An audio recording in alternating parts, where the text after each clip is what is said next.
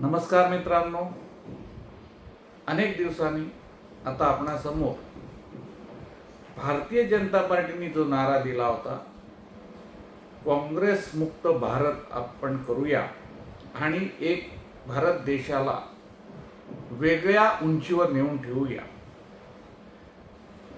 परंतु जसं मी शीर्षक केलंय तसं आज दुर्दैवानी परिस्थिती अशी दिसते की काँग्रेस मुक्त भारत होण्यापेक्षा भारतीय जनता पार्टीचं काँग्रेसीकरण झालेलं आहे. मित्रांनो, हे सांगण्यामागे अनेक गोष्टी आहेत. जसं स्वातंत्र्यापूर्वी काँग्रेसी चळवळीतील लढा होता, त्यात सर्व लोक एकत्रित येऊन ब्रिटिश सत्तेविरुद्ध आंदोलन करून स्वातंत्र्य प्राप्ती केली. त्यावेळेला याचे प्रामुख्याने नेतृत्व जे केलं ते म्हणजे आपले राष्ट्रपिता महात्मा गांधी यांनी, नेहरू यांनी. त्यामुळे स्वातंत्र्य मिळाल्यानंतर काँग्रेसचं एक पक्षामध्ये रूपांतर झालं आणि स्वातंत्र्योत्तर काळापासून जवळजवळ सलग 50 ते 60 वर्ष 51 वर्ष काँग्रेसची सत्ता अबाधित होती. काही स्थित्यंतर झाली, परंतु साधारणतः 60 ते 70 वर्ष काँग्रेसची राजवट होती.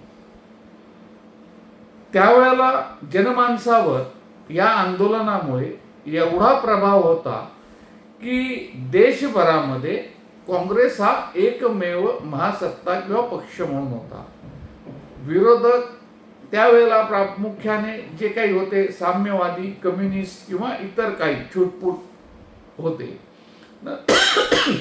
नंतर काही प्रादेशिक पक्ष असतील किंवा कालांतराने मतमतांतर होऊन समाजवादातून जनसंघ, जनसंघातून जनता पार्टी आणि त्याच्यानंतर भारतीय जनता पार्टी, अशा अनेक पार्टी होत गेल्या. परंतु प्रामुख्याने या आंदोलनाचं, स्वातंत्र्यपूर्व आंदोलनात काँग्रेसने भाग घेतला आणि त्यावेळेला काँग्रेसचा जनमानसावर एवढा पगडा होता की त्यामुळे सर्व काश्मीर ते कन्याकुमारी आणि इकडे राजस्थान किंवा पश्चिम ह्याच्यावरची जी राज्य असतील, म्हणजे आपल्या महाराष्ट्रापासून आसाम, मणिपूर वगैरे या सगळ्या ठिकाणी पूर्वांच्या राज्यांपर्यंत काँग्रेसचाच बोलबाला होता. दुसरे पक्ष हे नगण्य होते. त्यामुळे कसं होत होतं, अनेक जण सत्तेकरता किंवा प्रस्थापित लोक काँग्रेसमध्ये होते. त्यांचे प्रस्थापित होणार, कोण खासदार होत होतो, कोण आमदार होत होतो, मंत्री होत होतं. महाराष्ट्रातून सहकाराचं एक जाळं विणलं गेलं, सहकार क्षेत्र नवीन निर्माण केलं. या सहकार क्षेत्रावर सत्ता असल्यामुळे अगदी काल परवापर्यंत काँग्रेसचाच प्रभाव होता. आजही मोठ्या प्रमाणावर काँग्रेस किंवा भाजपेतर इतर पक्षांचा प्रभाव त्यावर आहे सहकार क्षेत्रामध्ये. मग ते तुमचे सूतगिरण्या असतील, ऊसाचे कारखाने असतील, दूध उत्पादक संघ असतील, अशा विविध सहकारी संस्थांवरती काँग्रेसचाच पगडा होता. याला कारण काय होतं, काँग्रेसची राजवट देशभरात पसरलेली होती. सगळ्या ठिकाणी काँग्रेसला विरोध करणं म्हणजे 2-4 टाळकी किंवा काँग्रेस एवढं प्राबल्य असल्यामुळे त्यांच्याशी शह देण्याचे त्यांचेच मेंबर किंवा त्यांचेच खासदार, त्यांचेच आमदार त्यांच्या विरुद्ध लढून येणं हे शक्य होत नव्हतं. परंतु कालांतराने काही चुकीची ध्येय धोरणं जनमानसात बदलत गेलेली प्रतिमा, यामुळे काही सरकार आली, आघाडीची सरकार आली. आणीबाणीच्या काळानंतर, नेहरूंच्या नंतर इंदिराजी गांधींचा प्रभावाखाली अनेक वर्ष राज्य केलं. इंदिरा गांधीच्या वेळेला सुद्धा काँग्रेसमध्ये फूट झाली. त्यानंतर आणीबाणीचा काळ बघितला. आणीबाणीच्या काळामध्ये संपूर्ण देशातून एक मोठी चळवळ उभी राहिली. ते जननायक जयप्रकाश नारायण यांच्या नेतृत्वाखाली संपूर्ण भारत देशात सर्व विविध विचारधारेचे लोक एकत्र येऊन त्यांनी आणीबाणीच्या विरोधात आंदोलन पुकारलं आणि त्यांना सगळ्यांना त्यावेळेला कैद करण्यात आली, स्थानबद्ध करण्यात आलं, मीडियावरती पेपरवरती बंदी घालण्यात आली. अनेक कायदे त्यावेळेला किंवा असे कडक रूल हे इम्प्लिमेंट करण्यात आले आणि एकाधिकारशाहीचा एक 15-16 महिन्याचा जो काही कालावधी होता इमर्जन्सीचा 16-17 महिन्याचा, अनेक नेते स्थानबद्ध होऊन जेलमध्ये 17-17 महिने लोक कारागृहात राहिले. आणि ही जुलमी राजवटची आणीबाणी ज्याला आपण म्हणतो, हा काळा इतिहास आहे. भारतीय देशाच्या राजकारणामधला हा काळा इतिहास आहे. अनेक मतमतांतर आहेत यामध्ये.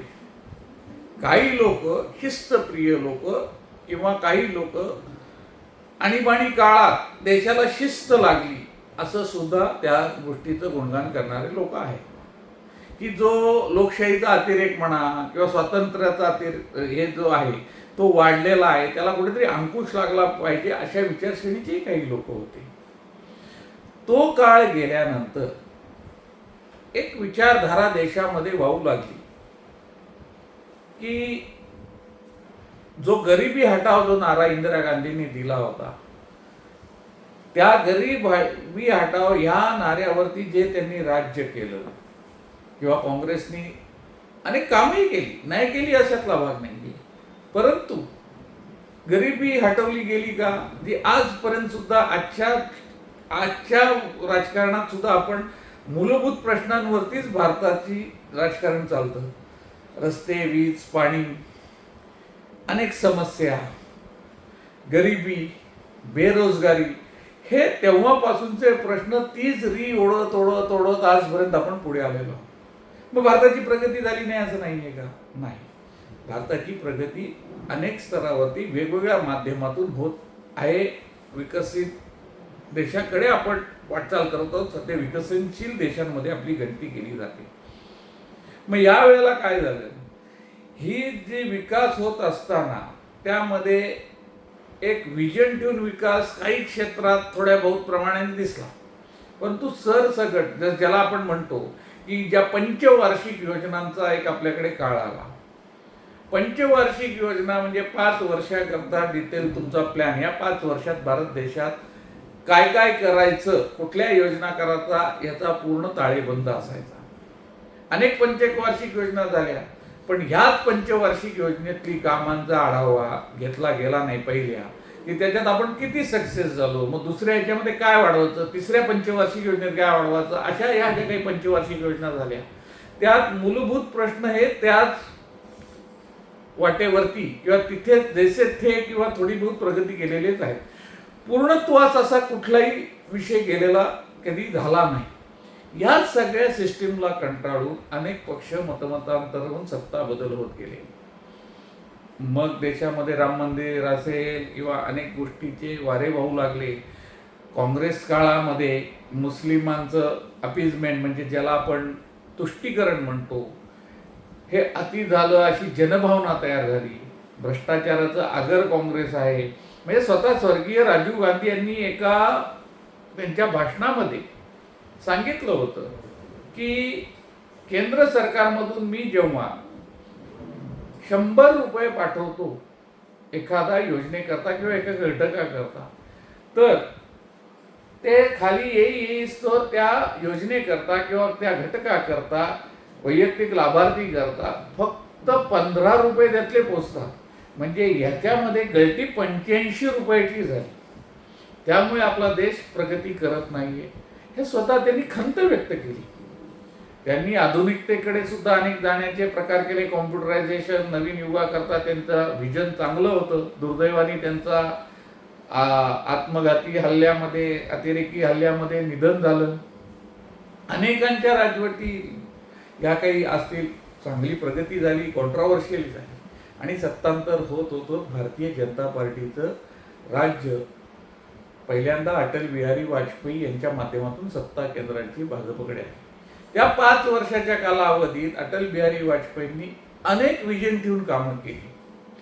भारतीय जनता पार्टी आज जे आपल्याला पार्टी विथ डिफरन्स या आयडिओलॉजीवरती, अंत्योदयाच्या आयडिओलॉजीवरती जी प्रगती करत आली, लोकांना काही मुद्दे पटत गेले, जरी अनेक लोक हा पक्ष हा धर्मांध म्हणजे नॉन सेक्युलर पक्ष आहे, जातीवादी पक्ष आहे अशी टीका करत असले तरी त्या टीकेला बाजूला सारून लोकांमध्ये परिवर्तन होऊन अनेक जागृती होऊन भारतीय जनता पार्टी 2 खासदारांपासून आज 300+ खासदारांपर्यंत भारतीय जनता पार्टीने मजल मारली.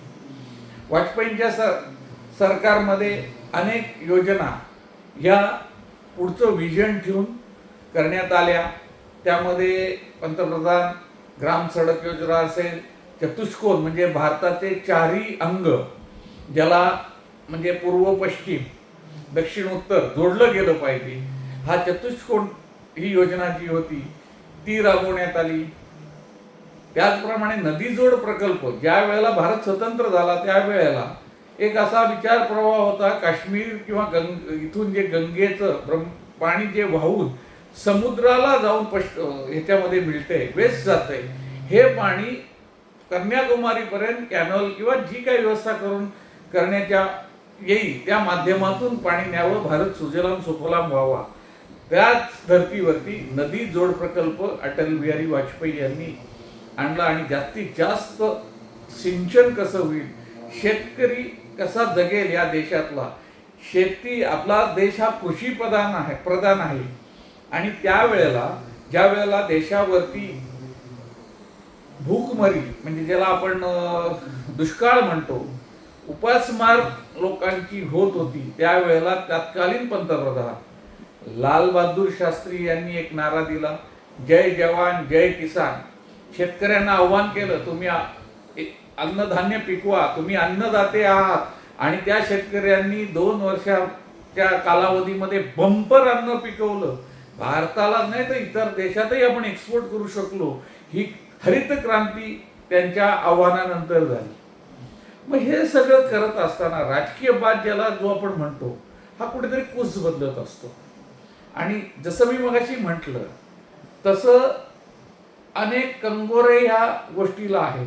आणि ह्या सगळ्यातून स्थित्यंतर झाल्यानंतर भारतीय जनता पार्टीने एक नारा समोर आणला की ज्या काँग्रेसने चुका केल्या, देशाला एक विजन न ठेवता काम केल्यामुळे किंवा देशाचं हित डोळ्यासमोर लक्षात न ठेवता ज्या योजना राबवल्या, भविष्य त्याचं काय आहे, टेक्नॉलॉजी ट्रान्सफर जी असेल किंवा काही अशा काही गोष्टी असतील, ह्या न झाल्यामुळे भारताची प्रगती जी ज्या वेगाने व्हायला पाहिजे होती ती झाली नाही.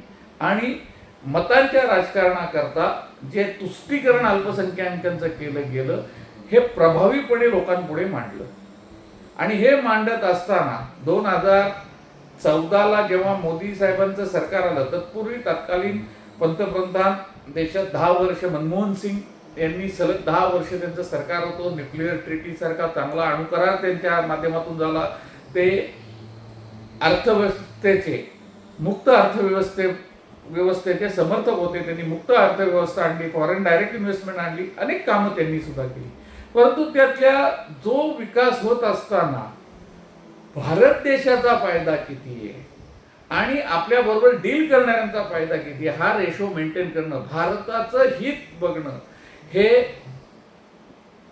त्यांच्याकडून झालं गेलं नाही. हे पटवून देण्यामध्ये भारतीय जनता पार्टी सत्तेमध्ये आली आणि लोकांना यशस्वी झाली म्हणून सत्तेमध्ये आली. पटवून दिलं की काय काय नुकसान या काँग्रेस राजवटीत भारत देशाचा देश म्हणून, पक्ष म्हणून नाही, भारत देश म्हणून झालंय. आणि हे लोकांनी पटल्यानंतर नरेंद्र मोदी यांच्या नेतृत्वाखाली 2014ला भारतीय जनता पार्टीचं अनेक वर्षानंतर बहुमताचं सरकार आलं. बरे सरकार येत असताना किंवा सरकार आल्यानंतर विजन ठेवून मोदीजी भारतीय जनता पार्टी आणि NDA प्रवास करत आहेत. या प्रवासाला मोदींनी त्यावेळेला भारताला काँग्रेस मुक्त करू असं एक नारा दिला. हा नारा देत असताना खरोखरी काँग्रेसचा ग्राफ 2014ला ज्या काही सीट आल्या त्याच्याहून कमी झाल्या, 2019ला कमी झाल्या. त्यांना दोन्ही वेळा साधं विरोधी पक्ष नेतेपद पण मिळू शकलं नाही. जी संख्या लागते ती संख्या सुद्धा त्यांना गाठता आली नाही. परंतु हे सर्व करत असताना कुठलीही विचारधारा संपत नसते. मोदी म्हणाले काय किंवा अजून कोणी म्हणालं काय म्हणून ती विचारधारा संपत नसते, तो पक्ष संपत नसतो. पक्ष हा एक विचारधारा असते. परंतु काँग्रेस मुक्त भारत याचा अर्थ की अनंत काल ही काँग्रेसच्या व्यतिरिक्त जे काही विचारधारा आहे यांचं सरकार राहील. म्हणजे काँग्रेस मुक्त भारत. काँग्रेस मुक्त म्हणजे एकही काँग्रेसचा सदस्य, एकही काँग्रेसी भारतात राहायला नाही पाहिजे का, असा अर्थ होत नाही. परंतु काँग्रेस कमीत कमी सत्तेत येईल, काँग्रेसची सत्ता स्थानं गेलेली असतील आणि काँग्रेसच्या विचारधारेच्या विरुद्ध असलेली विचारधारेची जी मग भारतीय जनता पार्टी असेल किंवा इतर कुठली विचारधारा विचारसरणीची सत्ता येईल, असं त्याच्या मागचा इंटेन्शन होतं. परंतु आज दुर्दैवाने काय होतंय, जे टायटल आहे आपलं की भारतीय जनता पार्टीचा नारा जो होता की काँग्रेस मुक्त भारत, हे करत असताना या नाऱ्याचा किती परिणाम झाला याचा मागे वळून विचार केला तर काँग्रेस मुक्त भारत होण्याच्या व्यतिरिक्त काँग्रेसयुक्त भारतीय जनता पार्टी किंवा भारतीय जनता पार्टीचं काँग्रेसीकरण झालंय असं मला वाटतं. मी अनेक उदाहरणासह आपल्याला पुढे या विश्लेषणामध्ये सांगणार आहे. भारतीय जनता पार्टीचं काँग्रेसीकरण झालंय म्हणण्याला काय तथ्य आहे किंवा का म्हटलं जात आहे, ही कुजबूज काय आहे? कारण पक्ष वाढत असताना इतर पक्षातले लोक, इतर लोकांचे मतप्रवाह बदलून आपल्याकडे आले पाहिजे, तेव्हाच पक्ष वाढणार आहे. हे कुठे गैर नाही. परंतु ही पक्ष बदलत असताना, विचारधारा बदलत असताना जी party with difference Bharatiya Janata party जो नारा देत असते, या नाऱ्याला आपण किती सामोरे जात आहोत किंवा त्याच्याशी किती कटिबद्ध आहोत याचा सुद्धा आत्मचिंतन करणं जरुरीचं आहे. कारण काँग्रेस मुक्त भारत करता करता नॉन काँग्रेसी लोक नाही तर काँग्रेसचे सगळे प्रस्थापित नेते, ज्याला आपण आज घराणेशाहीचा आरोप करतो किंवा काही करतो, तेच काँग्रेसचे नेते, तेच राष्ट्रवादी काँग्रेसच पिल्लू आहे. आतलंच म्हणजे ज्याला आजच्या कॉर्पोरेट जगामध्ये सिस्टर कन्सर्न कंपनी असे सगळे हे पक्ष झालेले आहेत. ही सेना ती सेना, अमुक पक्ष तमुक पक्ष, हे त्यांच्यातनंच दुफळी होऊन झालेली या सगळ्या गोष्टी आहेत. मग काँग्रेस मुक्त भारत करता करता संपूर्ण काँग्रेस भारतीय जनता पार्टीमध्ये 60-70% लोक काँग्रेसमधली इथे आली. काँग्रेसच्या मंत्रिमंडळामध्ये, भारतीय जनता पार्टीच्या मंत्रिमंडळामध्ये हे मायग्रेट होऊन आलेले प्रस्थापित लोकच जवळजवळ 50 ते 60% मंत्री आहेत. मग काँग्रेसचीच विचारधारा, काँग्रेसमुळेच मोठे झालेले लोक जर या सत्तेमध्ये सहभागी झाली आणि ते सत्तेत होते, सत्तेतून सत्तेमध्ये आले प्रस्थापित, त्यांच्यात जेव्हा लक्षात आलं की आता काँग्रेस इथे वाढण्याला शक्यता नाही, परिवर्तन झालेलं आहे, मतपरिवर्तन झालेलं आहे, काँग्रेसमध्ये आपल्याला काही फ्युचर आहे असं वाटत नाही, तेव्हा सत्तेची कायम ऊब घेणारेच नेते भारतीय जनता पार्टीमध्ये. मग भारतीय जनता पार्टीने त्यांना दारं बंद करायला पाहिजेत का? तर नाही. पक्षामध्ये ती लोक घेतली पाहिजेत, सगळी येणाऱ्यांची, त्यांचं मतपरिवर्तन खऱ्या अर्थाने झालं असेल, भारतीय जनता पार्टीची आयडिओलॉजी त्यांना पटली असेल, भारतीय जनता पार्टीच्या विचारधारेवर, भारतीय जनता पार्टीच्या तत्वावरही लोक काम करू शकणार आहेत का, अशा लोकांना निश्चितच भारतीय जनता पार्टीमध्ये घेऊन ते आपलेच बंधू किंवा आपलेच कार्यकर्ते याप्रमाणे पुढे पक्ष चालला पाहिजे. परंतु वास्तविकता ती आहे का? ज्या आदर्श घोटाळ्याचा आपण आरोप करून ज्यांचं सरकार केलं, ज्यांना मुख्यमंत्री पदाचा राजीनामा द्यायला लागला, त्याच अशोक चव्हाणांना आज भारतीय जनता पार्टीने पक्षामध्ये घेऊन त्यांचं पुनर्वसन केलेलं आहे.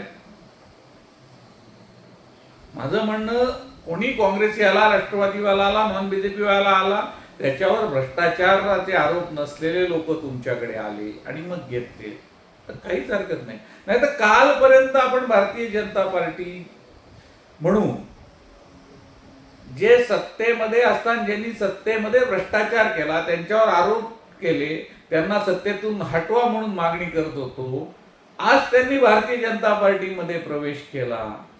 अशा लोकांना घेऊन भारतीय जनता पार्टी एक विचारधारेवर नक्कीच पुढे जाणार आहे का? राजकारणामध्ये हा आकड्याचा खेळ आहे हे जरी मान्य असलं तरी तो आकडा तात्विक प्रवास करून आपण मिळवू शकत नाही का? ह्याचा सुद्धा कुठेतरी विचार झाला पाहिजे. लोकसभेमधलं वाजपेयींचं भाषण मला अजूनही आठवतं. त्यांचं एक मतानी फक्त सरकार पडलं. त्याच्या आधी त्यांनी भाषणाकरता ते सभागृहामध्ये उभे राहिले होते. संपूर्ण सभागृह स्तब्धतेत, अतिशय शांततेत वाजपेयीजींचं, आदरणीय वाजपेयीजींचं भाषण ऐकत होते. त्यात त्यांनी तेच सांगितलं होतं की सरकारें आएगी, सरकारी आएगी, सरकारें जाएगी, मगर ये लोकशाही, लोकतंत्र जिंदा रहना मांगता है, लोकतंत्र अबाधित रहना मांगता है, और किसी भी गैर मार्ग से सत्ता मैं हासिल करूं, वो सत्ता मैं किमती से भी नहीं छूऊंगा. म्हणजे त्याला मी हात सुद्धा लावणार नाही गैरमार्गाने आलेल्या सत्तेला, असा मनात सुद्धा माझ्या विचार येणार नाही. ते वाजपेयींचं भाषण हे आमच्यासारख्या अनेक विचार करणाऱ्या किंवा आपल्या पार्टी विथ डिफरन्स म्हणणाऱ्या कार्यकर्त्यांना अगदी मनापासून त्याचा आदर आहे वाजपेयीजींचा, आणि त्यांच्या मनात आजही ते भाषण सर्वसामान्य जनतेला सुद्धा ते आवडलेलं आहे. आदर्श तत्वज्ञान याच्यावर राजकारण करणं हे एक त्यावेळेला अपेक्षित होतं आणि त्यांनी त्याचा पायंडा नाही तर करून दाखवलं. जे काही असतं स्वतःपासून सुरुवात करायची असते, ती सुरुवात वाजपेयींनी केली. त्यावेळेला त्यांना सुद्धा हे पोळजोडीचं राजकारण करता आलं असतं, परंतु त्यांनी सांगितलं तत्वाला विरुद्ध जाऊन हे घोडेबाजार करून अशी सत्ता मला अजिबात नको. परंतु आज कम्प्लिटली विरुद्ध परिस्थिती आहे. परिस्थिती बदलतीही आहे. सत्तेपुढे शहाणपण नाही हे तेवढंच सत्य आहे. आणि आत्ता झालेला मोदी सरकारचा अनेक वर्षानंतर विधेयकावरून लोकसभा आणि राज्यसभेमध्ये झालेला पराभव हा फक्त नंबर गेममुळे झालेला आहे. हे डोक्यात घेऊन जर फक्त नंबर गेम म्हणून जुळवायचं म्हणून अनेकांना आपल्या पक्षाची दारं उघडी करायची असं जर झालं तर भारतीय जनता पार्टीची काँग्रेस व्हायला वेळ लागणार नाही. काँग्रेसने सुद्धा हेच केलं. पक्षवाढ, त्यांचे असलेले प्रस्थापित नेते, आणि मग एकेका ठिकाणी 3-3, 4-4, 5-5, जसं आजही भारतीय जनता पार्टी पक्ष वाढल्यानंतर पूर्वी तिकीट घ्यायला भारतीय जनता पार्टीकडे कोणी नसायचं एखाद्या मतदारसंघात. आज भारतीय जनता पार्टीचा एवढा विस्तार झालेला आहे, गल्लीपासून दिल्लीपर्यंत सरकार आहे.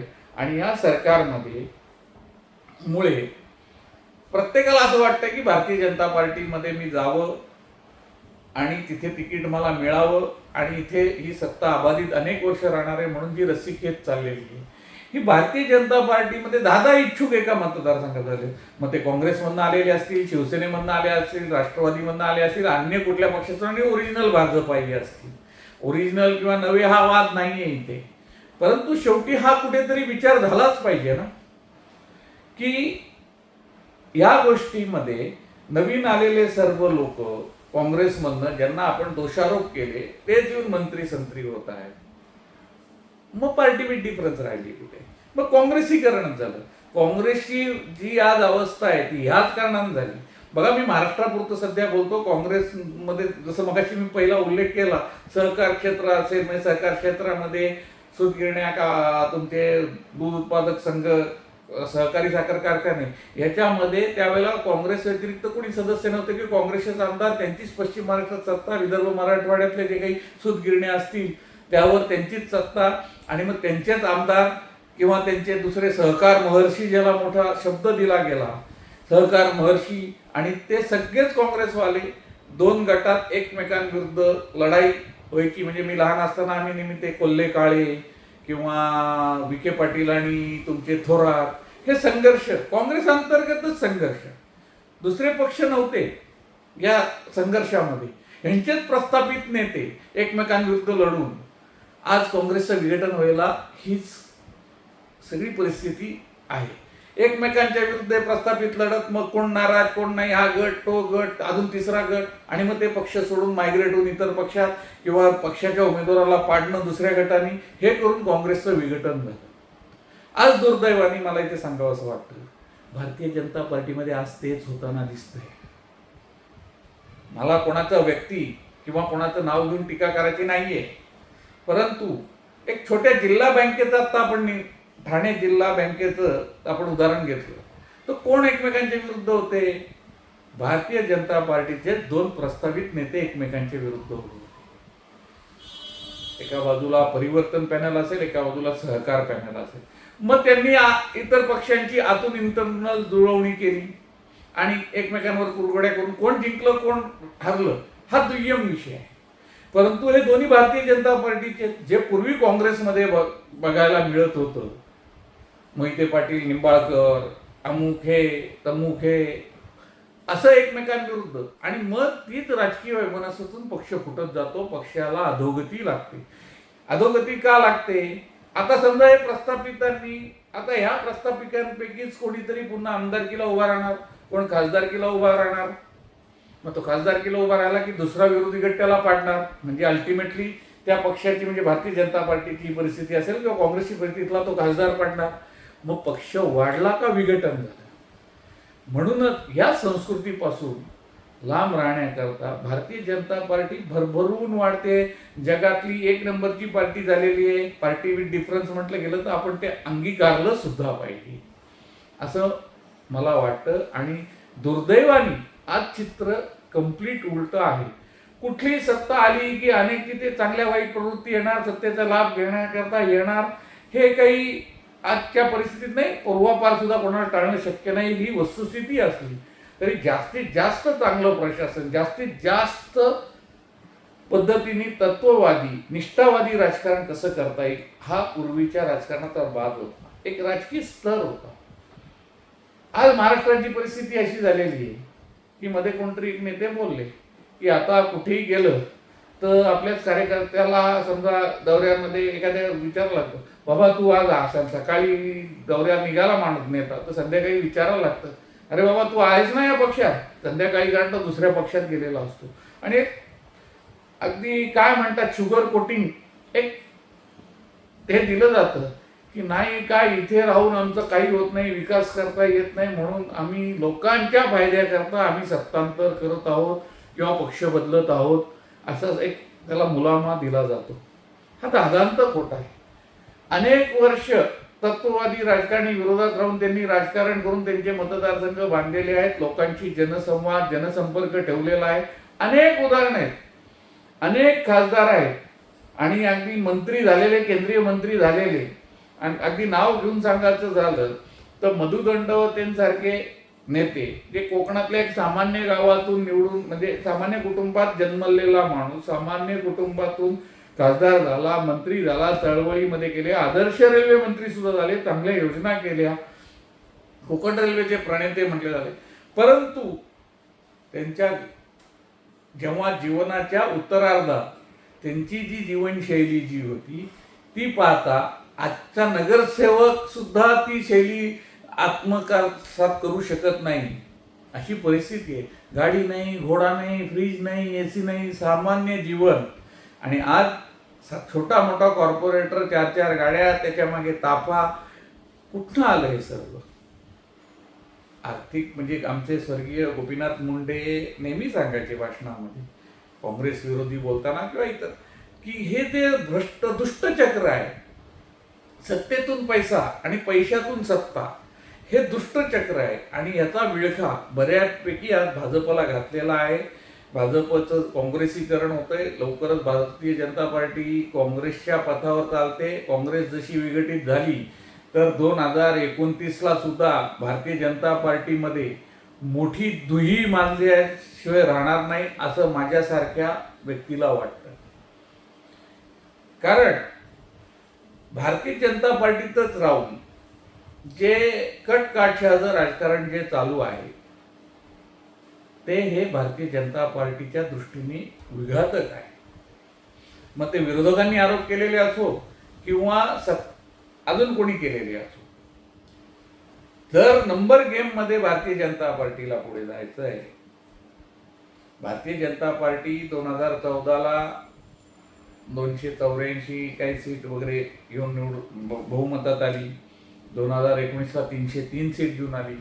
दुर्दैवानी काही पॉलिसीज किंवा मी जसं आत्ता विश्लेषण केलं याचे काही फटके पडत राज्यवाईज हा नेता मोठा होतो म्हणून त्यांचे पंकज आठ जे काँग्रेसमध्ये पूर्वापार होत आलं तेच भारतीय जनता पार्टीमध्ये, तसं मला वाटतं हे काही बरोबर सर्वांना लोकांमध्ये सुद्धा एक कुजबूज चालू आहे की ते एकमेकांचे कटकाटशा करून पंकज आठ, त्यामुळे भारतीय जनता पार्टी 2024ला अब की बारी जो अटल बिहारी आम्ही पूर्वी नारा द्यायचो पण ह्या वेळेला अब के बार 400 पार हा गल्लीतला अगदी लहान मुलगा सुद्धा बोलत होता, पण ते 400 पारच्या नादामध्ये ध्येय ठेवणं काही चूक नाही, पण त्या 400 पारच्या बदली 240 वर भारतीय जनता पार्टी आली, म्हणजे साधारणतः एकट्या भाजपच्या 63 सीट 2019 पेक्षा कमी झाली. हा तिथेच खरा आत्मचिंतनाचा विषय होता. पण सत्ता आहे, चांगली धोरणे घेऊन भारतीय जनता पार्टी पुढे चालली आहे, देशाचा विकास होत आहे, सर्वसामान्य माणसांपर्यंत अनेक योजना पोहोचत आहेत, अंत्योदयाच्या विचाराच्या माध्यमातून पुढे जात आहे. पण दुर्दैवाने जर असंच चालू राहिलं तर अंतर्गत कटकाटशाह जे संख्याबळ मिळवण्याच्या नादात चाललंय त्यांनी भारतीय जनता पार्टीला अधोगती झाल्याशिवाय राहणार नाही. वानगीदासर सांगायचं झालं तर 240 भारतीय जनता पार्टीचे खासदार आहेत, त्यांना बहुमताकडे न्यायचंय, सिंपल मेजॉरिटीकडे. सध्या 2/3 मेजॉरिटी सोडून द्या, 2/3 मेजॉरिटी एनडीएची झाली तरी चालेल, पण सिंपल मेजॉरिटीकडे न्यायचं आहे. किंवा कुठल्याही एखाद्या पक्षाने जे आज बाहेर कुजबुजलं जातं, नितीश कुमार असतील किंवा चंद्रबाबू नायडूंचं संख्याबळ त्यांनी जर मागे घेतला, हात पुलबॅक केला, तर भारतीय जनता पार्टीचं सरकार अस्थिर होईल. मग त्यांच्या काही टर्म्स कंडिशनवर सरकार चालवायचं का ही परिस्थिती राजकारणात असेल असं दिसतंय.